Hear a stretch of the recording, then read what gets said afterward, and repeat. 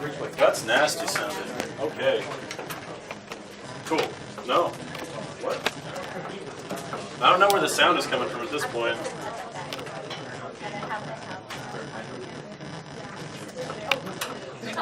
There we go. All right, cool. So, hi there, everyone. Welcome to VGDA Week 1, Spring 2016. Yeah. How am I doing? Am I always in there? Yeah? Okay, cool. All right, so I'm glad that everyone found the room. There will doubtlessly be more people who did not see the wonderful videos that I posted on Facebook and who are going to be coming in. That's fine. But we're going to go ahead without them. So, what is VGDA? By the way, this is a VGDA club, so if you're looking for a class, you're in the wrong place. VGDA, first and foremost, is an organization dedicated to teaching its members. We're here to improve your resume, to build skills that you are going to use in whatever career you want to get into, and do it in such a way so that you can put that in a resume on an applicable way, as opposed to just being like, I took a class or we did things. No, you worked together in a large group and you made a game, and that's going to be something tangible for you. And also, we help you with networking. We kind of tell people about events that are going on in the area, because networking is such a huge, huge part of getting into really any industry, but especially the game industry, because despite how much money they make, it's not a whole lot of people doing it.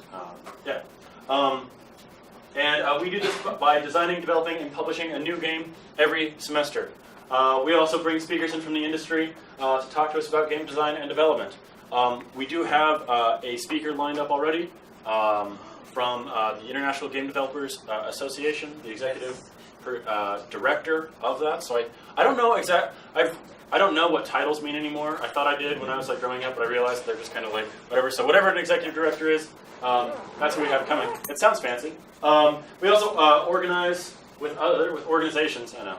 On and off campus to expand our network. So we interact with kind of our sister clubs at UC Irvine, USC, and we've helped out the Cal Art Game Development Club. They're getting off the ground as well. So who are we? We're a group of driven individuals who want to kind of augment the education they're already getting at Cal State Long Beach. That's what this club is designed to do. We think that this is one of the best organizations to build your resume at Cal State Long Beach. We come from a huge variety of disciplines. We've had archaeologists, we've had psychologists, we've had code monkeys, artists, all kinds. We have sound people both on the audio technician side and on the composition side. Everyone is here. But basically, the main category that we fit into are hardworking nerds.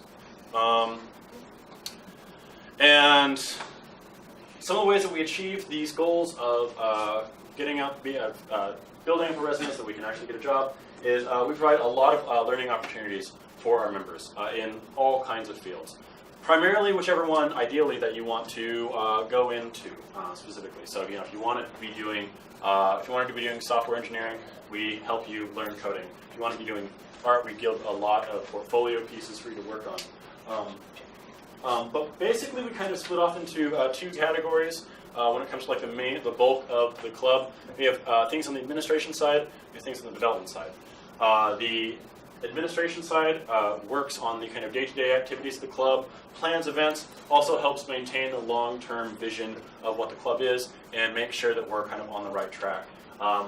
Where you work to get us money, help us with to gain members, do outreach, tell everyone about who we are. We have some hilarious stories about that, like the guy who was working at El Pollo Loco, saw some of our shirts and was like, "Hey, how did Parasomnia turn out?" And we were like, "How do you know what Parasomnia is?" So that's kind of what you do on the administration side. On the development side, you work with the group that is designing, developing, and publishing the game. So you're kind of a lot of the artists, a lot of our programmers, a lot of our sound and creative writing designers, people, they go there.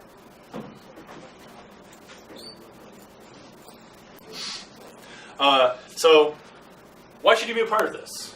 A lot of people here, I mean, a lot of people are very invested. Hey, Peter, how'd it go? Hey, Nathan. You got one person, two people. All right, cool. Well, So, the reason you should be part of VGDA is because there's a lot of us, and we're really hardworking, and some of us are going to get jobs, I promise.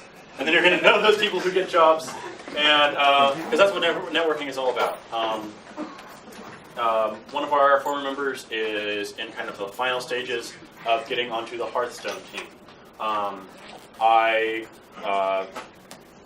I've been getting callbacks from people as an associate producer because people in the industry, at least in the area, are starting to recognize the idea of VGDA, like who we are and what we're about. Our administration team reaches out to the industry, building brand recognition. We're all college students. The idea of brand recognition, it's really kind of like an ugly word to say. Unfortunately, people don't really like that idea, but it's something that's really important for doing, because if you go in and you drop down your resume and it says VGDA on it, in a few years people are going to know what that means. And that's really what hiring managers want to see. They want to see stuff that they instantly recognize because they're looking at thousands and thousands of resumes. And the students around you, again, will go out and get jobs, and you'll know them, you will have worked with them, they will know what you're about. You won't just be some random person they met at a convention. You will be someone that they have worked with over an extended period of time. As far as what you should expect, wait, what? Oh, sorry. Okay, I duplicated my slides here. Sorry about that, folks. Okay. Last thing about how we achieve our goals and what you should expect. You will get a name credit on an actual published game every semester that you are in VGDA. Now, there are some people who can't regularly come to meetings, and if you're here, you're probably ditching class. I'm obligated to say that. All right, so if you can't come to meetings, can you still participate? Yes, you absolutely can. We have a lot of ways for you to stay connected to VGDA. We have a super active Facebook group. We email everyone pretty regularly. We have a website with forums that are still kind of under construction, but we're going to be getting those up soon.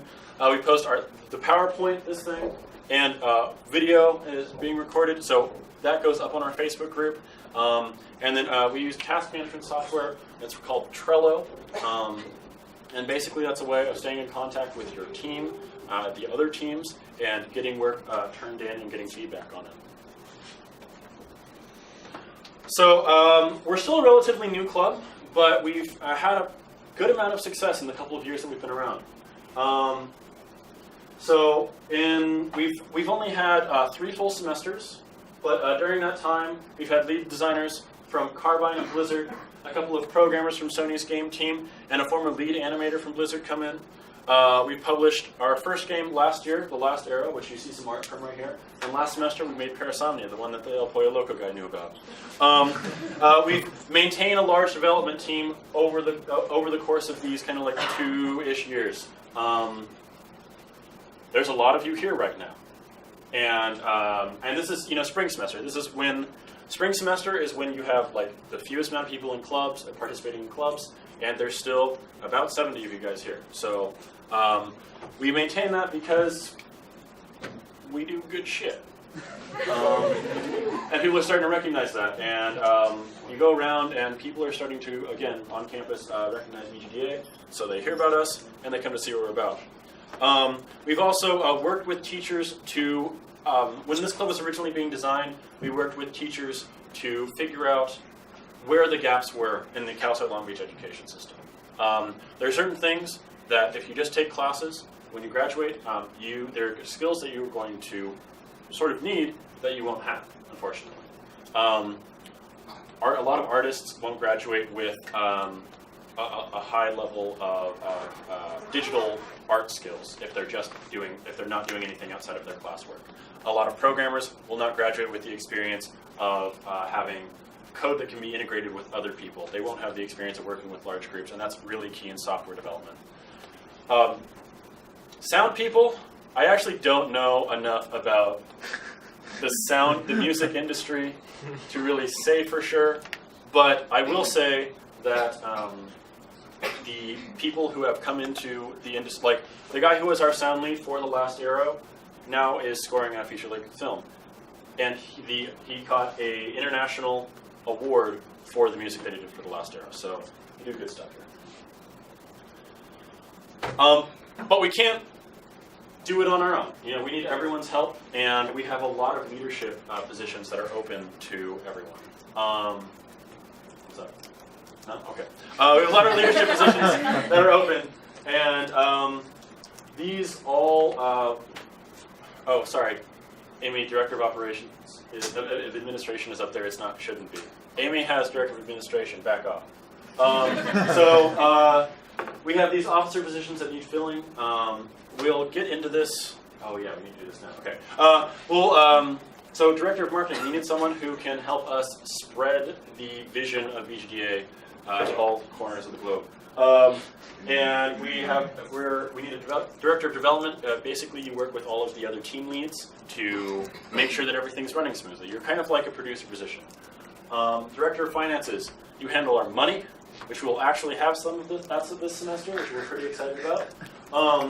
Sound lead kind of manages the people who are putting together the audio experience of our games. You're coming up with the sound effects, helping your teammates come up with the music, all that good stuff.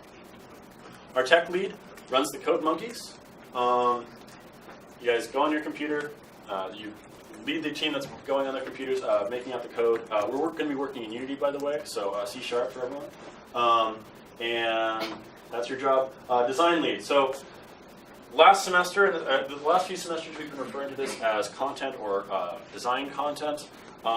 We've decided that we kind of need to rename it to just be design, because the idea of it being a content team was, it kind of implied that it was just for people who were providing like narrative content, story, and stuff like that.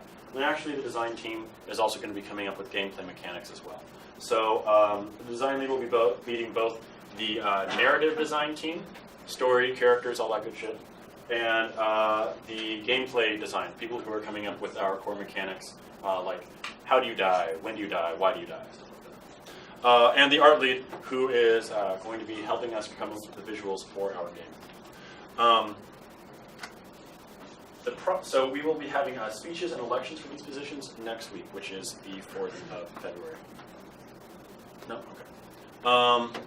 Now, we do ask that people interview before they actually become eligible candidates. There are great opportunities for you to build up your resume and a great opportunity for you to network, but we really want to make sure that people are coming in and can actually take on these positions. They are a good chunk of work, not going to lie. I know, as president, I'm probably spending about, between 10 and 20 extra hours on VGDA. It's another about 2 hours, 4 hours a week total that you have to be in meetings. And, there is a time commitment. We just want to make sure that people who want to take on these leadership positions actually can afford to do so. And in order to help prospective candidates kind of figure out where they would be best put, like sometimes people come in and they think one position sounds good, but maybe their skill set is better for another position. We ask that people come talk to us. It's going to be this upcoming Tuesday. It's going to be at HS 104, but I'll be posting that in just a second.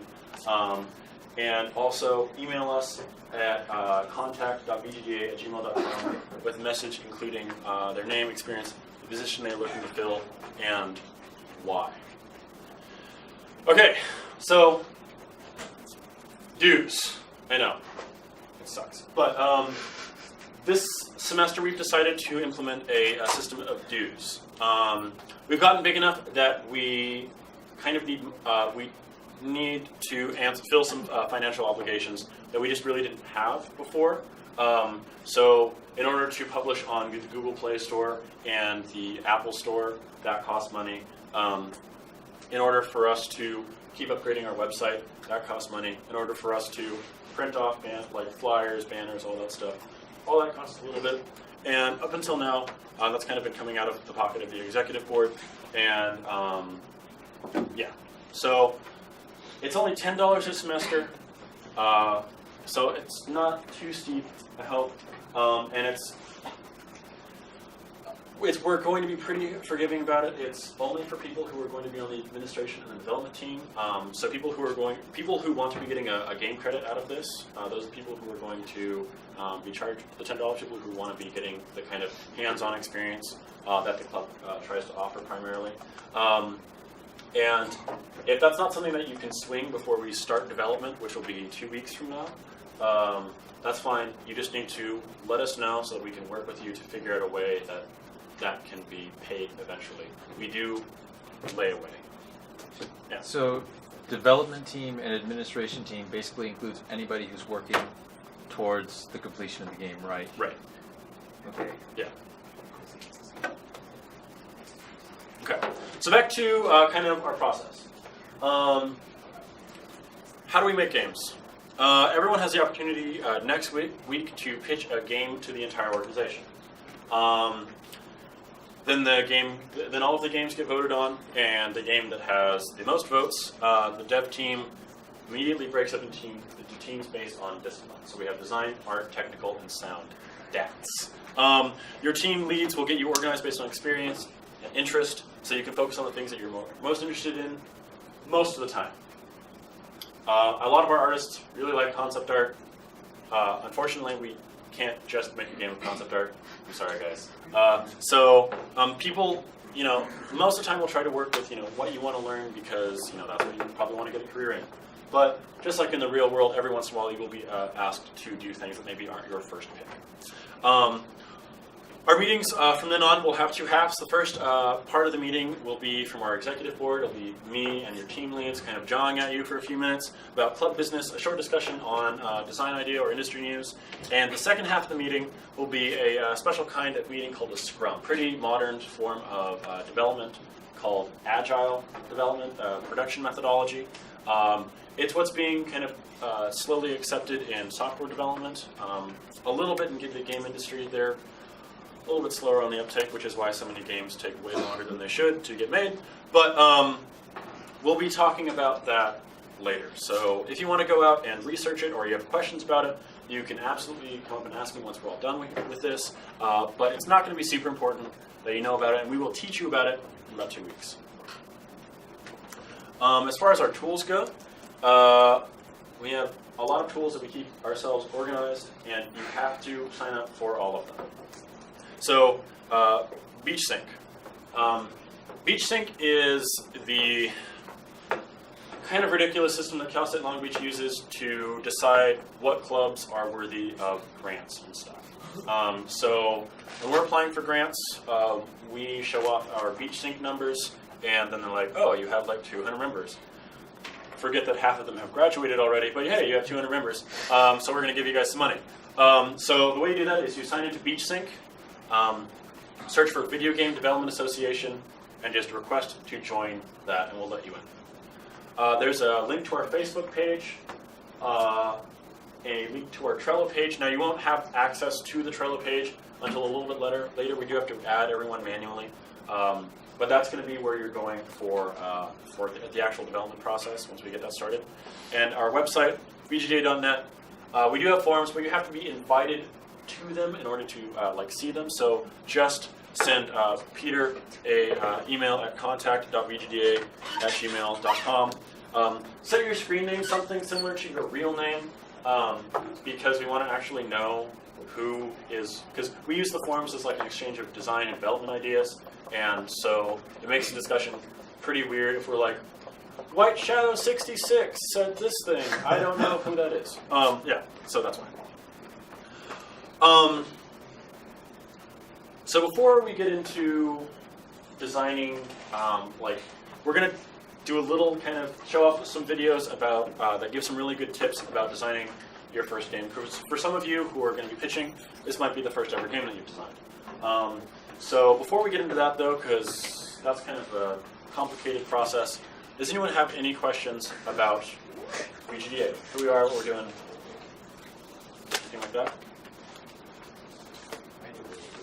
Yeah. You're holding the interviews, or like pre-interviews for the main sort of directors and such.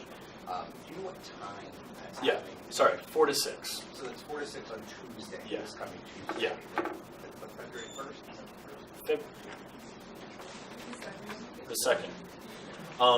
And one of the minimum requirements for being an exec on any of those positions that you saw up there is that you do have to be able to make it to that 4 to 6 slot on Tuesday. Those are our general meetings. Those are our executive meetings. And well, for like general members and for like development team, it is, it's not too hard to get people involved on the development side. When it comes to making kind of decisions that are affecting the club as a whole, we really kind of need that face-to-face contact at least once a week. So that's why we do require that executives be able to make that time. Just because that's sometimes something that I forget to mention. Yeah, Emily? Oh, I was Okay, might be interested. thank you. Any other questions? So we're about to conduct those interviews, or free-for-all? It's more like if Cage it's- match. You send us an email letting us know, like, hey, I am coming to interview for this position. This is why I am interested. Like, it's more like telling us that you're showing up, just so we have some background information, so that if we have any specific questions, we can kind of plan those out. So it's like, we want to be as legit as possible. Pretty much. Pretty legit? Mostly legit? Yeah. A little bit legit? Yeah. All right. Anyone else? Yeah. Just off that, like, would they say, I want to come and interview to the contact email, or would they send it, like, Facebook message somebody? Contact. Okay, that was really good. You put a lot of time into that. Okay, yeah, so people seem to be asking about that. One thing to include in the email, so include in the email, name, experience, the position you're looking to fill, and why. And that's going to be from 4 to 6 in HHS 104. But I'll post that, and anyone who, I kind of, suggest anyone who is interested in running for the officer positions to come up and ask about any of the positions, because I know, I know there are no hands raising, but I know I didn't do that good of a job explaining these things. Okay, so anyone else? Anything else? Question? Yeah. The $10 thing, does that start now? One more time? For like the $10 Okay. payment fee thing? Dues are due when we start development. So next week we will be running. Next week we'll be running our elections. So that's when people are going to be going up, giving their speech about why they're the best candidate for the position they're running for. And you can run for multiple positions, by the way. You just can't fill multiple positions.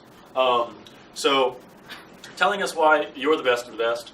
And then once that's all done, and we have everyone voted, once we've done that and we've tallied up the votes, or actually while we're tallying up the votes, we will also have the game pitches going.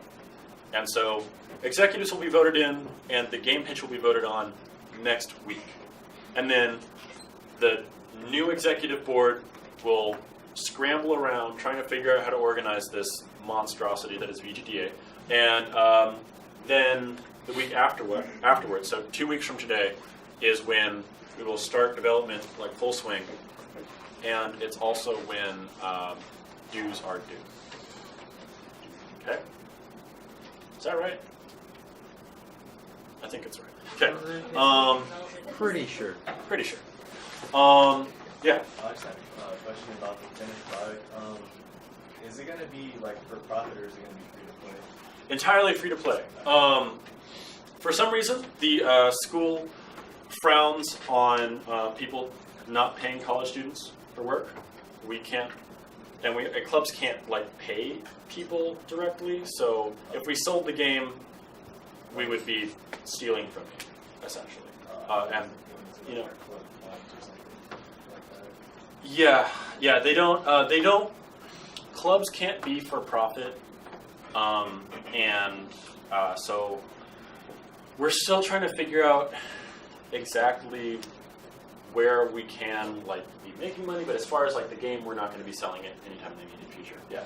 Yeah, there's also the matter of the main purpose of the game is to be able to whip it out on your smartphone in an interview and show people. And if a developer looks at your game on the App Store and is like, that's cool, but it costs $1, they're less likely to do it, whereas they might just download it. So the main purpose of this club is to get our work out to as many people to show off and get games. That extra paywall is just an extra barrier between us and getting jobs.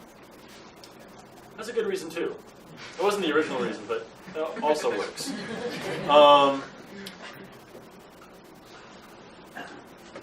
Going once, twice, sold. All right, cool. So, I'm assuming everyone's read this by now, but just in case, when you're designing your first game, that's really challenging.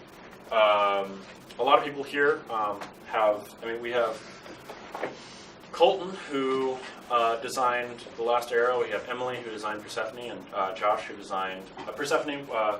Was way more complicated than we anticipated, and that was when we were still young grasshoppers.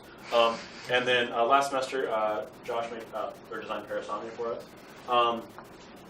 It's a really difficult but rewarding challenge, and there are some things that you have to consider that maybe like real game companies don't. We make a game in 11 weeks. If you look at Duke Nukem, which took like 12 years, 11 weeks is a very short period of time. The game also is developed by people who are not professionals. If you're looking around, there are people of all ages and all experience levels here. We welcome everyone because we're trying to teach everyone. But that does mean that if we're having a game with procedurally generated controls and abilities and combos and creatures, that's a little bit too much for, one, to do in 11 weeks. I don't think many people could do that in 11 weeks. But also we have people who are just learning how to program, people who are just learning how to do art, whether it's traditionally or digitally.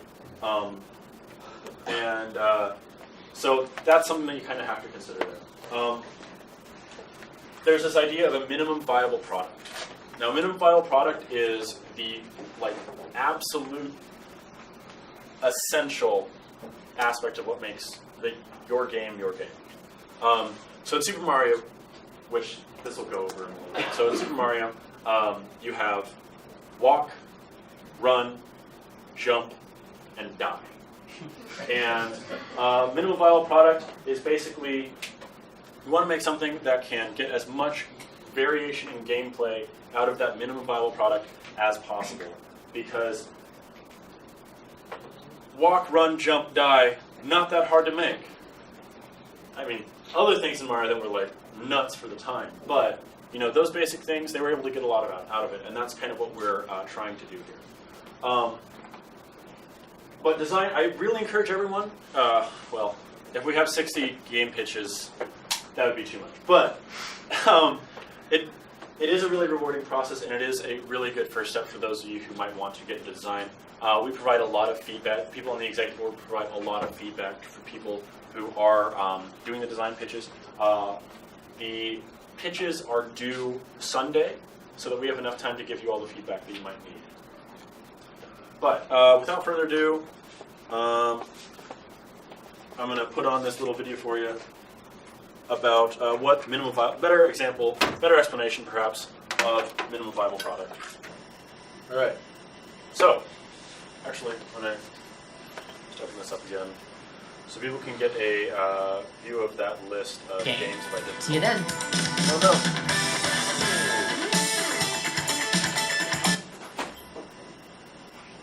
It won't maximize. Okay, that's fine. So we have one important thing when it comes to designing a game is to understand the systems that you have access to, systems or resources. And one of the things that we have to do when making a game is we have to make a game that it's not enough for it to be fun. It's not enough for it to be, the next, 2D journey or something like that. It also has to be useful for everyone in VGDA to work on. So that's another wrinkle that you got to take into account when designing your first game. And So there are some things that we're not going to be developing this semester. So we're not going to be developing anything in 3D. Unfortunately, that's just not something that's taught here. Like 3D development is not taught at Cal State Long Beach for like the artists. So a lot of there are artists in here who do have skills with 3D development tools, but it's not enough. All the work would be shoved on them, or a lot of the work would be shoved on them, and it just wouldn't be fair. Top-down games, also not particularly useful for the artists because it's like what you have to make these assets that end up not actually looking that impressive. So we are sticking to side-scrolling games at the moment, so that'll be your endless runners, like Cannibal was said, Mario, also games like Metal Slug, and games like Metal Slug and Mega Man, things like that. Yeah. And so we're going to stick to side-scrolling games. Just a sec. We're going to be sticking to side-scrolling games for the most part, or entirely. So, also, please don't pitch like side-scrolling World of Warcraft or like Pokemon or stuff like that. That's just like way too big. We are looking for things kind of on the level of Endless Runner, Mario, things with maybe a little bit of puzzle solving in there, but nothing too crazy, because again, 11 weeks. Yeah. I know that like when we say like we're only doing 2D side scroll and you're thinking, oh, my dreams are crushed and we'll never do anything worth it. But like the last game we did was a 2D stealth horror game, which is not what you usually think of when you see when you think of 2D. So think of the perspective, that's what you're restricted to, but think about what you can do with it. Don't just shoot to Mario or Mega Man. Yeah. There's still a lot you can do. Yeah. Yeah. So we've already gotten a few. We've already gotten a few game pitches in. We've gotten like a rhythm dance game. We've gotten a. Well, it's a side scroller. You know, or I mean, okay, it's side on. Okay, it doesn't necessarily have to be the scrolling part. It just does have to be that side on viewpoint, because that's going to be something that's. You can still add a lot of complexity for all of the teams on that, but it's also going to produce, at minimum, good results for all of our teams.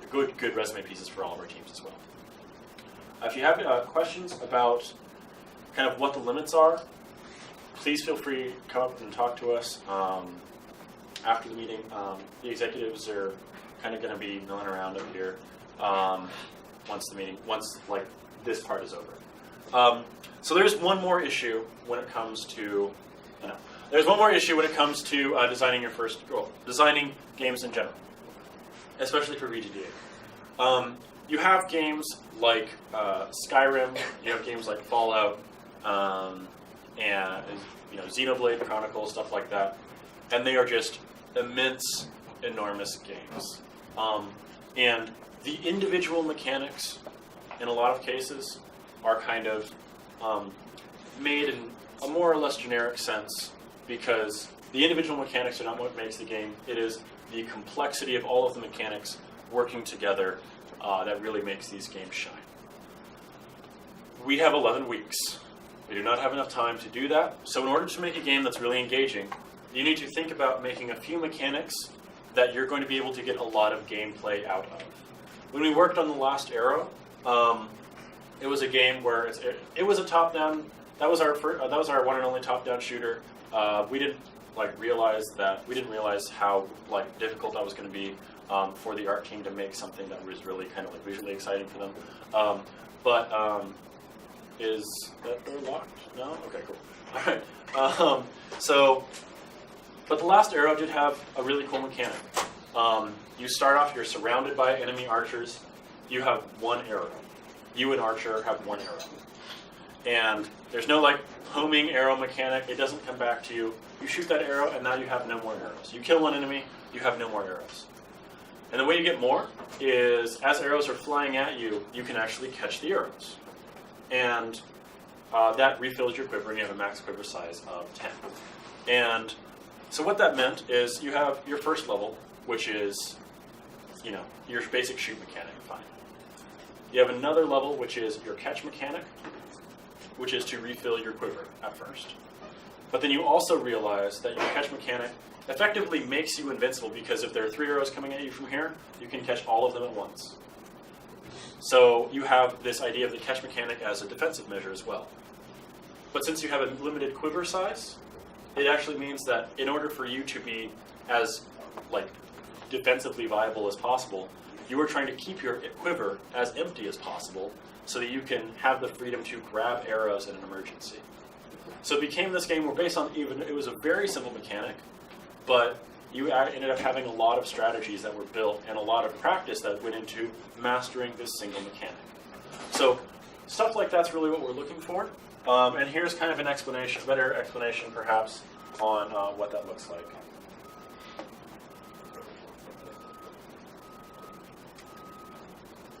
You know what? I think I need to exit out of this real fast because it's not letting me maximize things. Oh no. Is there another other tab? Oh, ha ha. So, some pretty highfalutin stuff there, and I'd be lying if I said that it was something that we've mastered. But that's not what we're about here. We are still a club where we're very much learning how to do all of this. And I think that a lot of us have kind of started figuring out how it is that we can pass this along to people who are trying to do game pitches. So if you have questions about, hey, I have a really good, I think I have a really good idea for a game. Is this too complex? Is it deep enough? We'll be able to answer that for you. You can ask us those questions, get any kind of feedback you want on your game pitches through Facebook, through email. I guess this is the best way to do it. But also, you can come to the Friday pitch jam, design jam thing tomorrow, and also now, because I'm almost done, I think.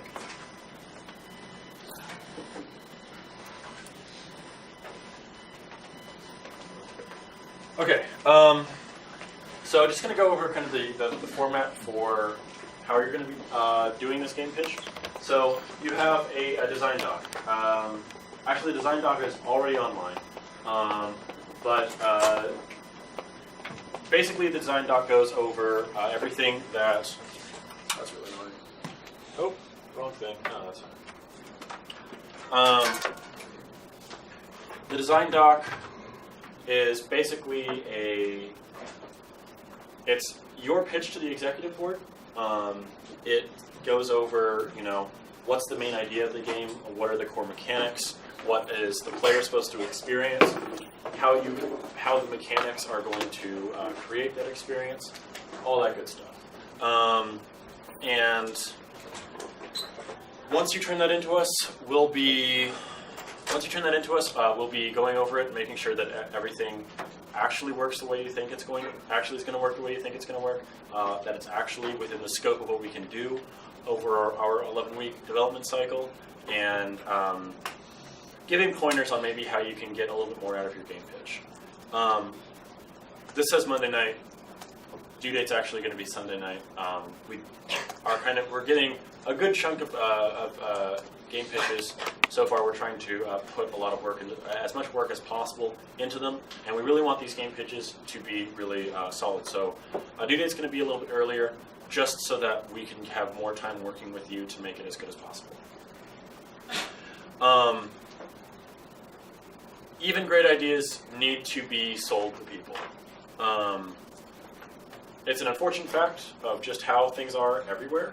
I mean, not even just the game industry. This applies to anything where you're trying to convince people to work on your product, especially work on your product for free. So everyone who submits a game pitch will have to get up in front of everyone and do about a 5-minute game pitch. Sounds like a long time, but you run out of that quick. And you'll only have 5 minutes though. You can do PowerPoints, you can do sound, video, all that good stuff. But you only have 5 minutes, and that time runs out quickly, so there is a bit of a time crunch. Okay. Second round of questions. I know there are people who came in late, so we don't have quite enough time to go through that whole mess again. But this will be up on Facebook, and also if you have any general immediate questions, you can definitely come and ask us right after we're done. But anyone else have questions? Anyone have questions about anything we've gone over? Yeah. You went in a lot with the design and the content part, but what about the production part? Production? After the game is finished, how are we gonna produce it? Well, production takes place during development. Production is more of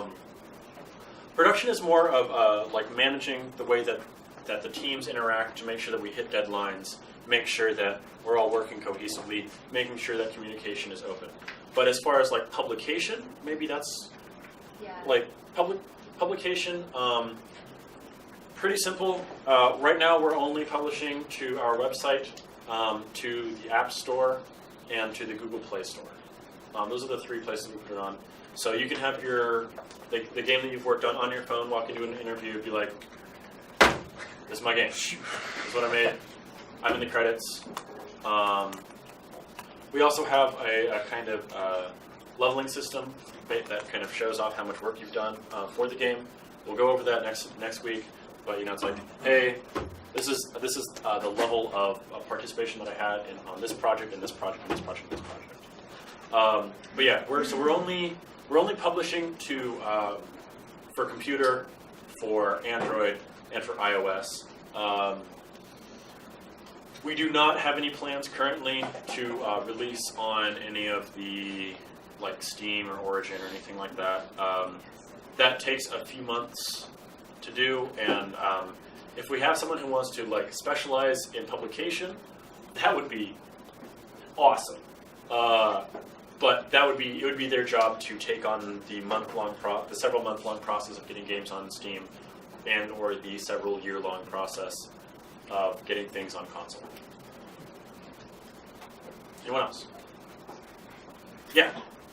How are the teams divided? So the teams are divided based on the design team, which deals with the story and the gameplay mechanics.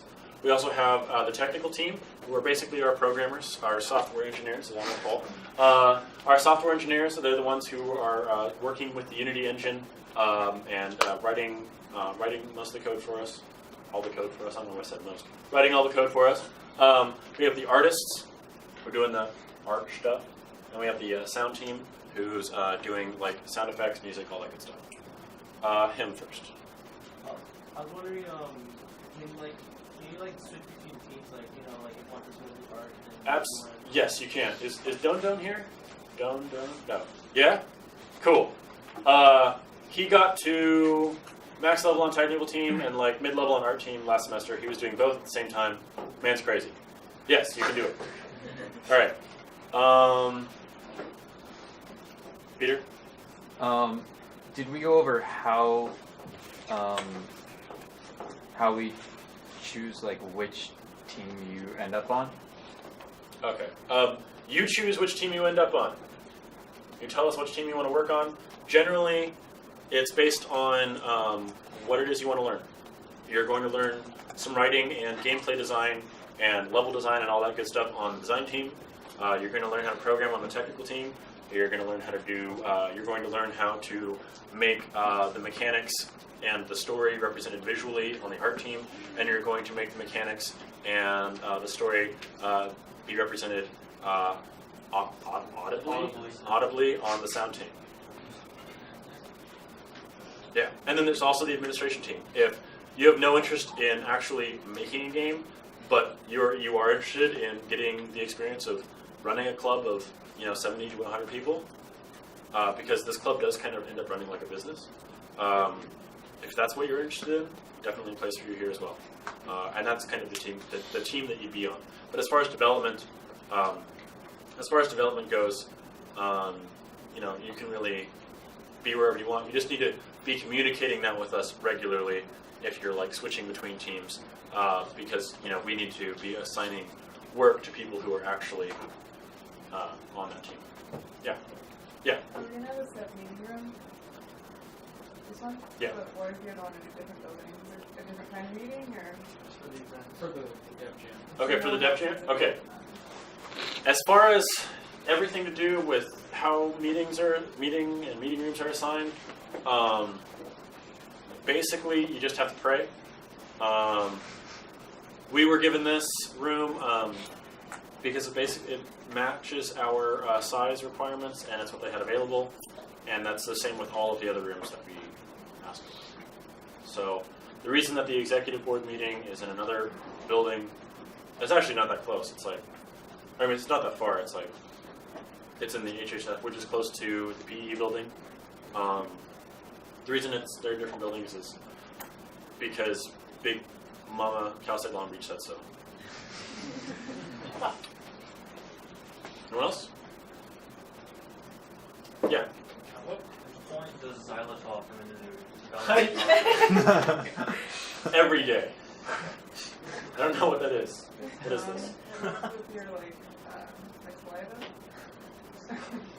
Every day. Cool. Every day. Every day. Like I said. All right. Anyone else? So much thirst. No? I think that's it. I think that's all I got. Cool, yeah. So that's the first meeting. Oh, thank you. I'll be here next week and the week after and the week after. So now's the point for you to ask questions. Come up and ask